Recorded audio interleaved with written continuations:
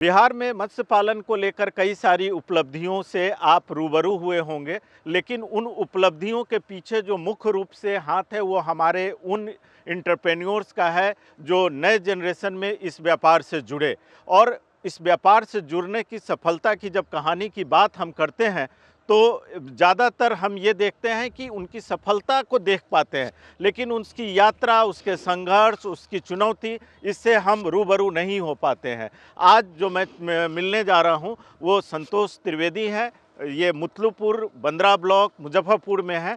तो मैं आज उनसे वार्ता करूंगा और आप उनके पूरे फार्म को देखिएगा। मेरा ये भरोसा है कि आपको अच्छा लगेगा। नमस्कार, आप देख रहे हैं आपका यूट्यूब चैनल कृषि का और मैं हूं राकेश के कश्यप। और मेरे साथ अब जुड़ रहे हैं संतोष त्रिवेदी जी। कब से इस व्यवसाय में जुड़े हैं? 2014 से। 2014 से, मतलब लगभग 12 साल हो गए। अभी आप कितने क्षेत्र में कर रहे हैं? 8 एकड़ में। 8 एकड़ में। 8 एकड़ में जो कर रहे हैं तो मुख्य रूप से कौन कौन सी प्रजाति आप कर रहे हैं? हमारे पास मुख्य रूप से रूपचंदा है, पंगास है और आईएमसी में कतला, रोहू, नैनी, ग्रास, मृगल, अमूर कार्प सब मछलियाँ हैं। 12 साल का जो आपका अनुभव है संतोष जी, आपको क्या लगता है कि जैसे कई बार होता है कि आप तालाब खुदवा दिए, उसके बाद ऐसी स्थिति होती है कि आप शायद उसमें मिट्टी नहीं डाल सकते हैं, कई बार ऐसा लगता है कि गलत हो गया, ऐसा भी लगा क्या आपको कभी? नहीं, ऐसा कभी नहीं लगा, क्योंकि हम यहाँ फुल्ली टाइम देते हैं। कुछ आदमी को है कि करके छोड़ दिए, टाइम नहीं दिए, तो उन लोगों के साथ ऐसा प्रॉब्लम आता है। क्योंकि हमारे बहुत जानकार में मित्र हित लोग हैं जो कि सरकारी योजना से लाभ लेकर करवाए हैं और फिर वैसा स्थिति में है। सरकारी योजना की बात की है, बिहार में मत्स्य पालन में कई सारी उपलब्धि है। उसमें ऐसा माना जाता है कि जितनी नई उपलब्धियां हैं उसमें सरकार के लोगों का सहयोग है। आप सरकार के किन किन योजनाओं का लाभ लिए? नहीं, हम किसी योजना का लाभ नहीं लिए अभी तक। ऐसे मत कहिए। नहीं लिए हैं योजना का लाभ, चूँकि देखिए ये वीडियो देखेंगे सरकार के लोग तो देखेंगे तो हम पटना ऑफिस में भी कभी कभी मीटिंग में होता है तो वहाँ भी जाते हैं, तो वहाँ भी वो लोग खुद कहते हैं कि नहीं ये हमारे लिए बहुत शर्म की बात है, हम एक दिन आते हैं, लेकिन फिर वही जब वहाँ मंच पे कुछ कहा जाता है लेकिन धरातल पर स्थिति है नहीं ऐसी का जो कमीशन है। तो देखिए आप जो है एक ऐसी तार को छेड़ दिए कि सरकार की योजना का लाभ लिए बगैर आप इतना बड़ा फार्म तैयार किए हैं। वहाँ अपना मेहनत से कर रहे हैं हम, क्योंकि अपना यहाँ हमारा 24 घंटा यहाँ रहना होता है, खाना बनाना, खाना सब कुछ यहीं हमारा रहता है, तो इसलिए हम अपना मेहनत के ऊपर कर रहे हैं। सरकारी योजना में कुछ नहीं। अभी आपने प्रयास नहीं किया या प्रयास किया? प्रयास जब भी ऑफिस जाइए ना तो उन लोगों का जो है कमीशन वाला, उसमें हम सक्षम अपने आप को नहीं पाए। अब हमारे जो दर्शक इसको देख रहे हैं, मैं इसलिए इस बात को फिर से कह दे रहा हूं कि ज़्यादातर लोगों को ऐसी धारणा है कि सरकार की योजनाओं का लाभ लेकर ही कोई बड़ा काम किया जा सकता है। उसके एक उदाहरण आपको दिख गए कि ये पूरा फार्म जो बना इनके प्रयास से बना। और बिहार जैसे प्रदेश में जहाँ पे कि प्रधानमंत्री मत्स्य संपदा योजना जैसी बड़ी योजना चली, कई वर्षों से चली, उसके बाद सरकार पोषित योजना जो राज्य सरकार की है वो भी चली, उसके बाद भी संतोष जी कह रहे हैं कि इन्होंने कोई योजना का लाभ लिया नहीं, मिला नहीं, यही कह सकते हैं। चलिए, ये इस बात को ऑन रिकॉर्ड हम इनसे दोबारा तिबारा पूछ लिए हैं कि सरकार के लोग जब इस कार्यक्रम को देखेंगे तो ये न कहें कि मैंने आपसे बुलवाया, नहीं, है ना, और कोई कागज़ लेके वो आ जाए कह दें कि देखिए इन्होंने लिया है, तो ये आप इसकी पूरी जवाबदेही इनकी होगी। संतोष जी, मैं चाहता हूं कि हमारे जो युवा और जो नए एंटरप्रेन्योर जुड़े, उनके दृष्टिकोण से जब मैं बात करता हूं तो आप मुझे ये बताइए कि कौन सी प्रजाति लाभकारी है? वो जब शुरू में जुड़ रहे हैं तो आईएमसी से जुड़े, क्योंकि पंगास और रूपचंदा में खर्च थोड़ा अधिक पड़ता है, दोनों टाइम बिल्कुल समय पर खाना देना, थोड़ा दवा देना। आईएमसी में है कि थोड़ा खाना कम देने पर भी उसका ग्रोथ जो है कभी कभी मिस भी किया तो वो नुकसान नहीं है। और ये मान के चलें कि मछली पालन 2 साल का है। वो सब आदमी जो बच्चा लेने जाते हैं तो सोच लेते हैं कि नहीं आज डालेंगे 100 मछली डाल देंगे, 1 किलो का हो जाएगा, 1 कुंटल हो जाएगा, ऐसी बात नहीं है। ये भी बड़ा मार्के की बात है। मैं एक वीडियो बनाया हूँ जिसमें कि हुआ कि 1 साल में 2 क्रॉप लिया जा सकता है, तो उस पर कई सारे लोगों ने सवाल किया कि 2 क्रॉप कैसे। तो फिर मैं टुनटुन जी हमारे मित्र हैं, विशेषज्ञ भी हैं, तो उन्होंने फिर बाद में क्लैरिफिकेशन दिया कि जब तक आप 150 ग्राम का अगर बच्चा नहीं कर लेते हैं तब तक नहीं कर सकते हैं। लेकिन 150 ग्राम के बच्चा को करने में कितना समय लगता है? साल भर लग जाएगा, बिल्कुल। बहुत मेहनत से कीजिएगा तब साल भर लगेगा, और थोड़ा ढीली से कीजिएगा तो साल भर में वो 50 ग्राम भी नहीं बन पाएगा। अच्छा, इसलिए उसको दाना खाना जो है ब्रीडिंग के बाद, और आप कह रहे हैं कि 150 ग्राम तक के बच्चे के साइज को लाने में 1 साल लगेगा।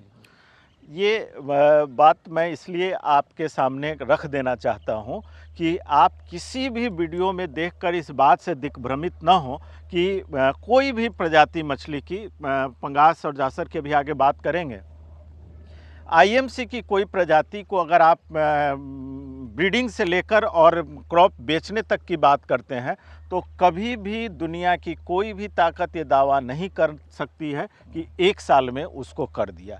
अगर कोई करता है आप हमें संपर्क करके बताइएगा, मैं आपकी बातों को भी रखूंगा, लेकिन मेरा व्यक्तिगत अनुभव यही है कि इसको 1 साल में नहीं किया, असंभव चीज़ है। लेकिन क्या जासर को हम लोग 1 साल में कर सकते हैं? अगर मान लीजिए कि हम फरवरी में उसका सीड डालें तो फिर वो दिसंबर तक जाते जाते आप ज़्यादा से ज़्यादा उसको 100 ग्राम बना पाइएगा, क्योंकि हमारा अपना जो अनुभव पिछला साल हम रूपचंदा का और जासर का दोनों का बीज रखे थे, तो फिर दिसंबर तक जाते जाते 100 ग्राम होकर उड़ गया। जो दाना वाले कंपनी वाले आए वो कहे कि जना आधा किलो हम बनवा देंगे, बेच लीजिएगा आप, लेकिन ऐसा नहीं। जासर में क्या है संतोष जी कि वो तो हो सकता है, वो हमने किया है, तो उसमें अगर आप फरवरी के शुरुआत में अगर 500 700 800 लाइन के बच्चा को तो फिर तो पिछले साल का बच्चा नहीं होगा। हाँ, जब बच्चा तो पिछले साल का हुआ, इस बार का तो अभी ब्रीडिंग अब शुरू हो रहा है पंगास का। ये हाँ, तो पिछले वही तो बता रहे हैं, पिछले साल का बच्चा जो कहीं लोग स्टॉकिंग डेंसिटी घना तो में रख रहा है 500 का ला के यहाँ बना रहे, तब संभव हो सकता है आधा किलो आप नवंबर दिसंबर तक जा सकते हैं, लेकिन इस साल का ब्रीडिंग वाला बच्चा नहीं होगा। ये बड़ा मार्के की बात आपका। तो मतलब ये है कि मछली पालन में बच्चा जो है हमेशा 1 ईयर ओल्ड ईयरलिंग की जो धारणा है वही सत्य है और वही परम सत्य है। ठीक है। अब आप जैसे हम लोग पुराने टाइम में जब मछली का पालन होता था तो लोग समझता था कि इसमें कोई खर्चा नहीं है। ऐसा बिल्कुल नहीं है। ऐसा नहीं है। नहीं, 100 रुपया का अगर आप मछली बेचते हैं तो उसमें 70 से 80 रुपया खर्च जाएगा, आपको 15 से 20 रुपया ही बच पाएगा। अच्छा। हाँ, चूँकि हमारा सारा रिकॉर्ड लिखा हुआ रहता है, सुबह से शाम तक जो भी 1 रुपया खर्च होता है, लेबर, लीज, बिजली, सब का खर्च लिखते हैं, तो 20 रुपया से ज़्यादा 100 में कोई असंभव है, कोई क्या होता है।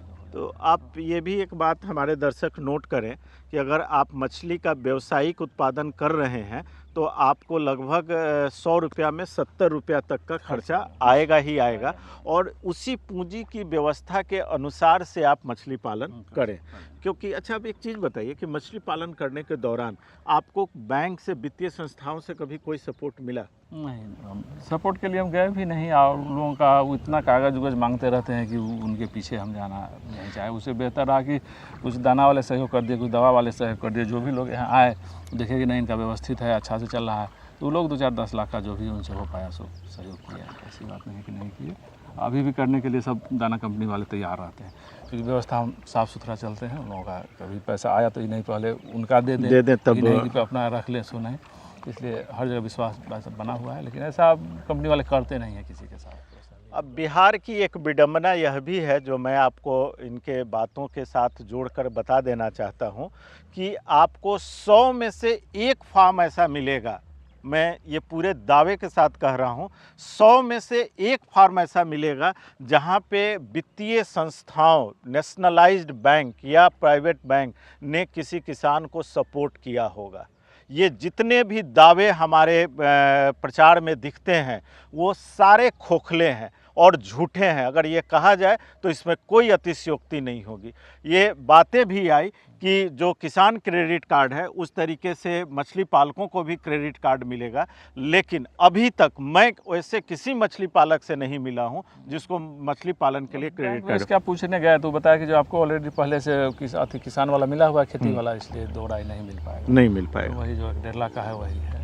तो अब एक दूसरा मुद्दा जो मैं आपसे चर्चा करना चाहता हूं कि आप जब आईएमसी का प्रोडक्शन करते हैं तो किस साइज़ की मछली को आप बाज़ार में बेचते हैं? 1 केजी साइज। 1 केजी साइज़ में। 1 केजी से बड़ा करने का प्रयास नहीं करते हैं, क्योंकि फिर नुकसान का, चोरी उड़ी का थोड़ा संभावना रहता है। अच्छा। 1 किलो स्टैंडर्ड साइज़ भी है, मार्केटेबल साइज़ अच्छा है, रेट भी सही मिल जाता है। अच्छा, अब जैसे आप यहाँ पे हैं, ये तो थोड़ा सा इंटीरियर कहेंगे कि है, तो आप उत्पादन के बाद बेचने में कोई चुनौती नहीं, आप? कोई चुनौती नहीं है, बिक्री का कोई चुनौती नहीं है। जब भी माल तैयार होता है तो व्यापारी लोग का नंबर है, फ़ोन कर देते हैं, वो लोग आ जाते हैं। या फिर जब होली का समय है, छठ का पारण है, दुर्गा पूजा का है, तो उस सब समय पे अपने आप आके ले जाते हैं। अपने आप आके ले जाते हैं। इस पूरे मछली पालन के दौरान तकनीकी जानकारी की ज़रूरत आपको कभी पड़ी? हाँ, पड़ी।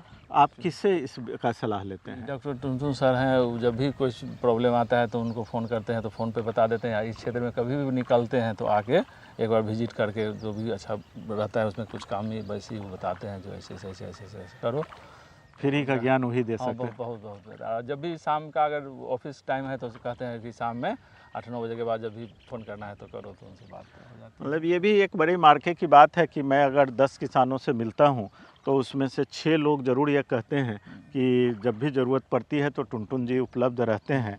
तो ये प्रदेश के लिए बड़े गौरव की बात है कि कोई भी व्यक्ति निस्वार्थ भाव से, क्योंकि वो तो मछली भी नहीं खाते हैं कि कहें कि आपकी मछली खिला देते हैं। नहीं खाते हैं। अच्छा संतोष जी, ये बताइए कि जैसे आप इतने बड़े साइज में कर रहे हैं, अगर लाभ के दृष्टिकोण से देखें तो चूंकि दर्शकों को ना वो चीज़ ज़्यादा सुहाना लगता है कि इतने लाख रुपया कमाए, तो ऐसा कोई आकलन एकड़ में अगर कोई आदमी कर रहा हो तो वो अधिकतम कितना लाभ अर्जित कर सकता है?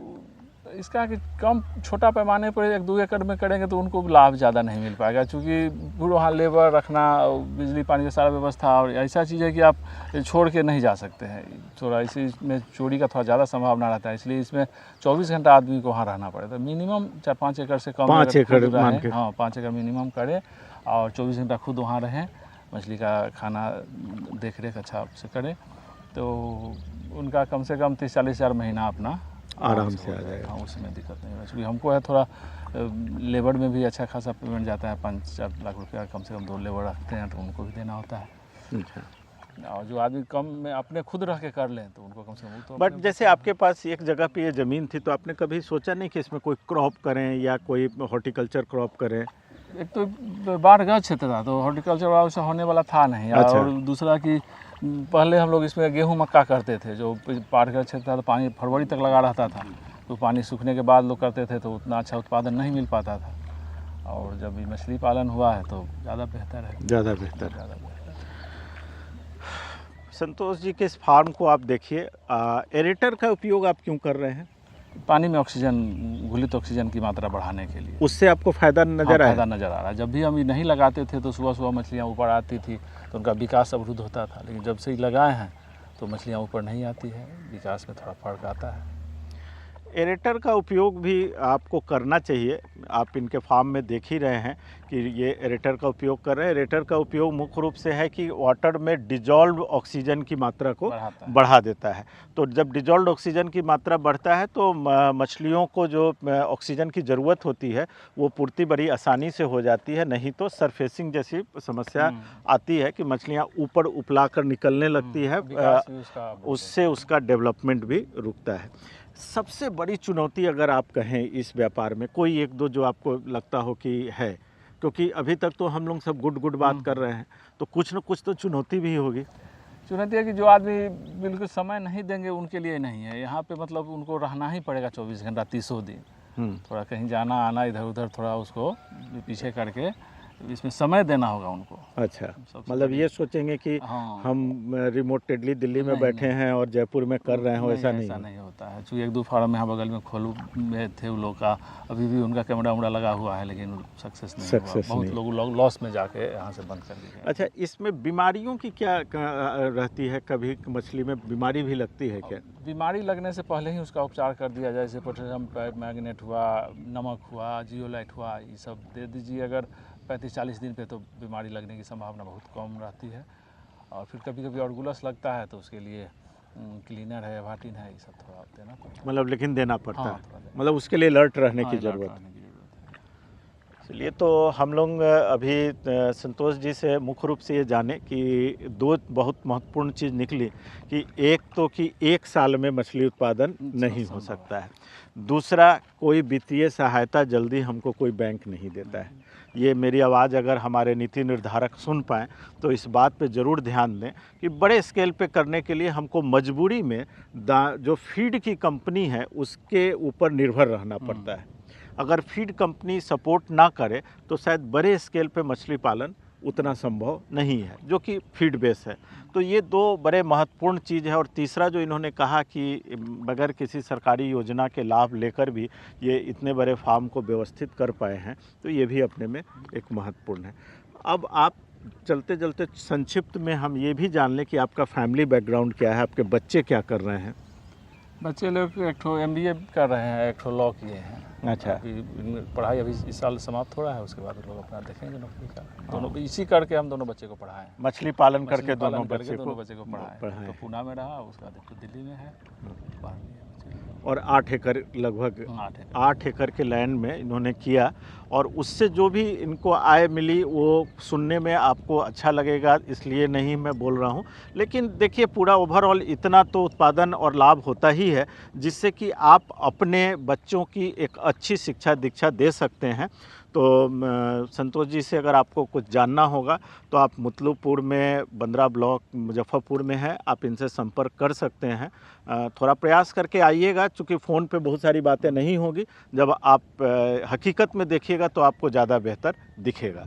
नमस्कार संतोष जी, आपको भी मेरी ढेर सारी शुभकामनाएं हैं। और मैं पुनः आपको इसलिए शुभकामनाएं दे रहा हूं कि आप पहले व्यक्ति मिले हैं जो सरकारी योजना का लाभ लिए बगैर और डंके की चोट पे कह रहे हैं कि लाभ नहीं लिया और फार्म को चला रहे हैं।